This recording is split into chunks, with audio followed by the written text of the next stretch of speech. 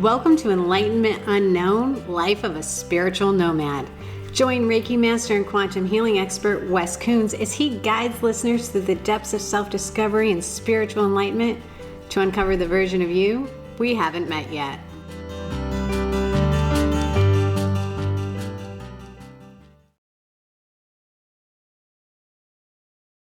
Hello and welcome back to Enlightenment Unknown, Life of a Spiritual Nomad, where we are going to go behind the scenes of episode 6. Wes, that was quite an emotional episode. We were like going through space and time and like all over the place. Yeah, it was a little crazy, wasn't it? Yeah, so we have some questions, or I have some questions for you. And just so the audience knows, she doesn't share with me the questions beforehand, so... I like it to be a little bit of a surprise. Surprise! So, one thing I want to talk about is you mentioned in the beginning of that episode, you're going back and you are getting the broken piece of you that broke off when you were a little boy. And you say that we can learn to do that too. Is that something you can tell us real quickly here, or is that something you're going to tell us in a more in-depth later episode? Well, a little bit of both. I mean, if you listen to the episode, we talk about how in my mind it was a meditation, but you can do this yourself, where if you think about maybe it's the first time you felt unworthiness, you carry unworthiness in you, and you think about the first time that you've experienced that, you can go back to that day in your mind. You can have a conversation with that younger version of yourself, and you'll be surprised on how there's actually a fluid conversation with the old you and the new you. And you have that conversation and learn how to reconnect. And we'll teach you how to do that in depth later. Okay, because I think that's something we could all really benefit from. But I like that we have a little bit of a taste of it now. But I am looking forward to when we can do a little bit more in depth and learn how to do that. Now, another thing I wanted to mention is I was really struck when you were talking about you were having that fight, right? Like the Panthers were fighting and you had these crawling things all over you. It was like this nest, right? I was instantly transported back to the very beginning of episode 1 of Enlightenment Unknown, Life of a Spiritual Nomad, where you talk about, you read from your memoir, being in boot camp, and you have these like itching things all over you. And this isn't so much of a question as I just wanted to point out those parallels. I feel like it was so strikingly similar. And we talked about that in the beginning of episode 1, but I feel like this episode, we really see the parallels. Yeah, there's lots of parallels. And, you know, it's been so over the top, so crazy. So this can't be real. It's hard to explain everything. But, looking back now to maybe not the things crawling on me so much, but looking back to the different parts of my life that things have happened for me. And that's what I want you to remember. It didn't happen to me. It happened for me. Even if it was painful, how things happened for me, like the boot camp and, experiencing some of that stuff where it prepared me for 30 years later. Does that make sense? Yeah, absolutely. And we talked about that in the beginning of episode 1. You really talked about how being in the Marines prepared you for this fight that would happen 30 or 40 years later. Yeah. And one thing I want to talk about is one of the things we do getting ready for the show, the audience doesn't know this, but we listen to the previous episode either together or separate just before we meet. And every time I stopped talking through most of that episode, there was this noise in the background. And the noise wasn't there. It wasn't there when we recorded it. It wasn't there when we edited it. However, it was there when it's published. Just like some of the earlier versions, when I was talking about my mom or my Uncle Robert, I don't know if that was Mom coming in or who that was, but somebody was here. Yeah, you can definitely sense that there was a presence during those times. And in episode 6, there was a lot of, it sounded like wind or something again, but there was no wind here. Yeah, it was almost like we're dragging a notebook across the table after we stopped talking every time. It's kind of crazy. Yeah. But there's no notebook being drug across the table. No, we're not adding that for special effects.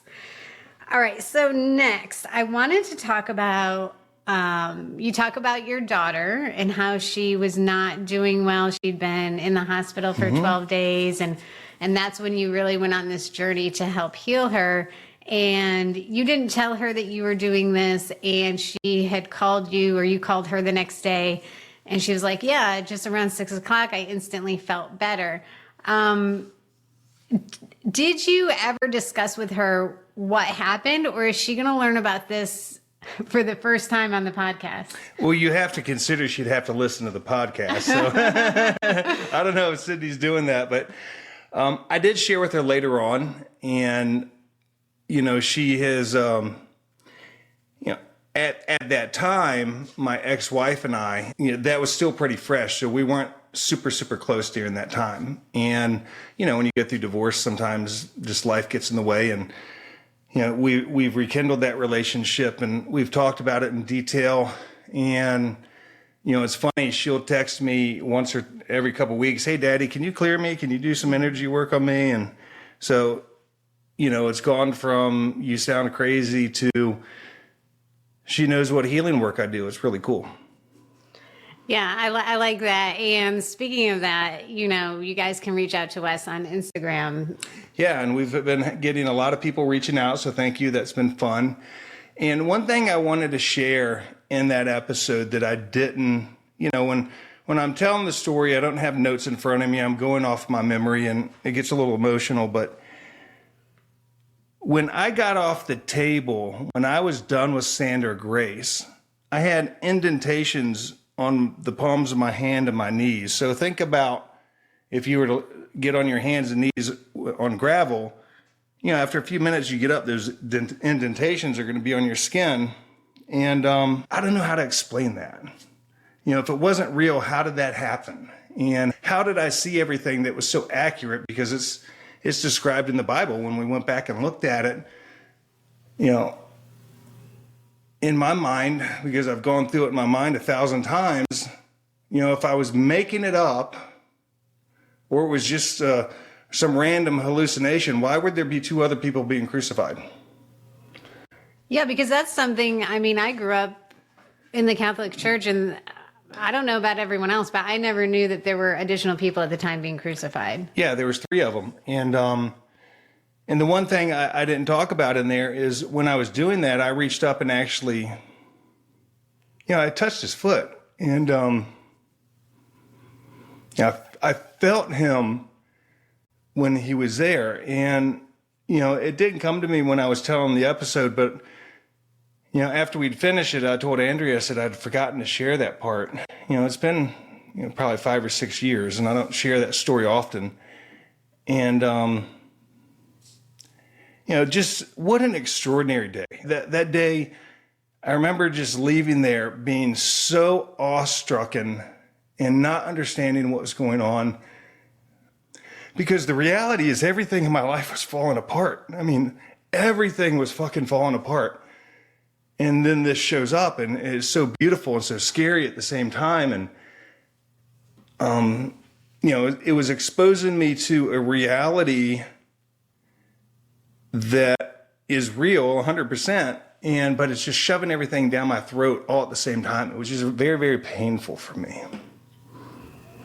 Yeah, so it sounds like it was, you went from, in that one session with Sandra Grace, from being, it's painful because you have all of these demons and things that whatever's on you, trying to get them out. And then you have this beautiful experience with Jesus and Mary. I think I'd heard you in the past in our conversations talk about your experience with Jesus, but I think that was the first time I heard about Mary, and I thought that was very interesting as well. Yeah, it's, I don't know why different things were selected, and I don't really understand how that happens, but it was extraordinary. And, I still think it's funny. She was teasing me beforehand. She said that, he invited you to the Last Supper, but I'd already filled up on bread. I'm like, all right, smart ass. It was funny. But, You know, when I don't know what happened when that stuff broke up inside of me, it allowed me to be clear enough to see the light, to see what they were hiding from me, but it didn't take them out. It didn't pull them off me. It didn't solve the problem. It didn't do any of that, but it gave me the opportunity to see the light, to plant the seed. Well, and that makes me think about what you've been talking about all along. Is that like hope, right? Like that gave you the hope.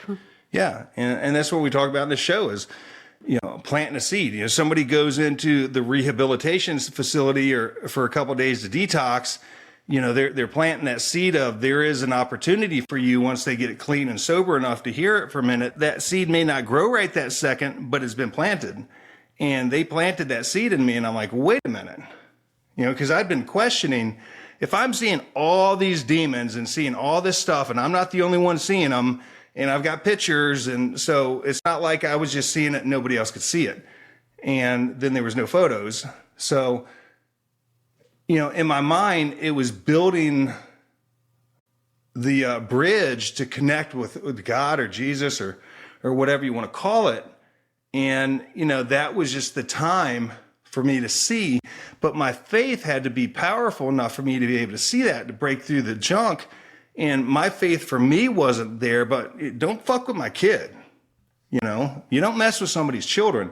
That parent, that parental beast is going to come out and we're going to protect our babies. And that's what I needed. And, that's why Sydney went through what she went through, is to help me step into my power. Now she's very gifted and, and it planted a seed for her. And maybe that one day that seed will grow too. Yeah. It's just a huge ripple effect when things like that happen. Yeah. Yeah. All right, so I do have one last question for you. You went to the Last Supper, and we know you were full of bread. Yeah, full from drinking bread and wine. Yeah. But all of the pictures of the Last Supper, they depict like everyone on one side of the table. But you said that Jesus was at like the head of the table. So was everyone on one side of the table? No. Well, all the pictures I see, he's sitting in the middle, and there's got dudes, people on either side. That's the one I see. But no, he was on the very end, sitting at the head of the table, and he was sitting there, kind of cocked out to the side with his, his foot on his knee, just chilling out, and everybody was across the table, long ways that way, and he was just having a good time. Nice, I like it. Yeah. Is there anything else you want to add before we sign off? I know we've been getting some questions. So do you want to address any of those here, or do you want to do a special episode? Well, I think it was one of my friends, Katie, had said that she thought it was interesting how I'd said how he was, he's pretty funny. I mean, to me, he's like the high school kid I hung around with. There's just, that's what the relationship feels like. And he's kind of funny. He's not this super serious person. And she said, it's funny you said that because that's how I see him as well. That's how he's presented himself to me. And I thought that was kind of cool. Yeah, I like that. I like that version. I don't think it's, when you said that he's not someone that, has to have things a certain way, like he's just unconditional love, like I've always felt that's what he would be. Yeah. I had resented the thought of him for a very long time. And we talked about that in the show where, if you're real, why are people starving? If you're real, why are people dying? If you're real, why did this happen to me? Why didn't you pull me out of that room? And he's not there to do that. We're spiritual beings in a human body here on this planet for an experience.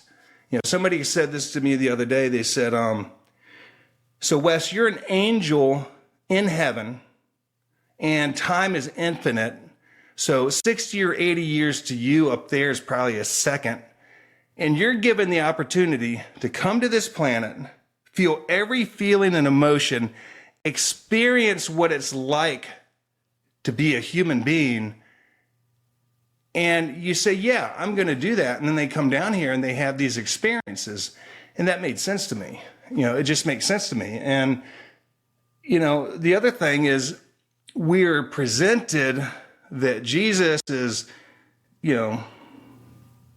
almost unapproachable. I had a family member tell me, Jesus would never talk to you because you're not worthy enough. You're not anything. You're literally a speck. And I'm like, really? I said, I'm pretty sure that's not how it's supposed to be. Because she tried to convince me that the person reaching back to me was the devil. And I'm like, well, I think you're wrong. And we're going to appreciate each other and love each other from a distance. But it's not that way. The reality is that communication, that connection can probably be anything that you want. Because if God made us, then he is part of us. If he is part of us, he's inside of us. If we are made in the image of God, is what they say, then, and he's our Father, then aren't we looking in the mirror at, like with a little g, a little God? It's part of us. So the point is, if you honor and respect yourself, to me, that's honoring and respecting Jesus. I agree. I like it. All right. Anything else, Wes, before we sign off? No.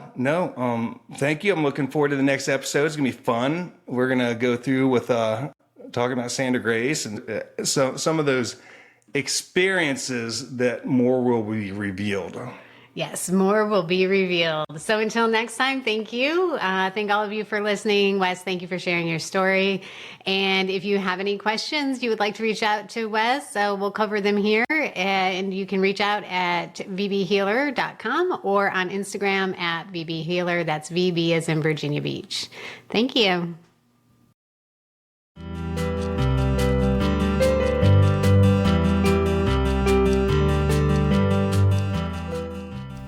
You've been listening to Enlightenment Unknown with Wes Coons, your guide on the quest for self-discovery and the version of you we haven't met yet.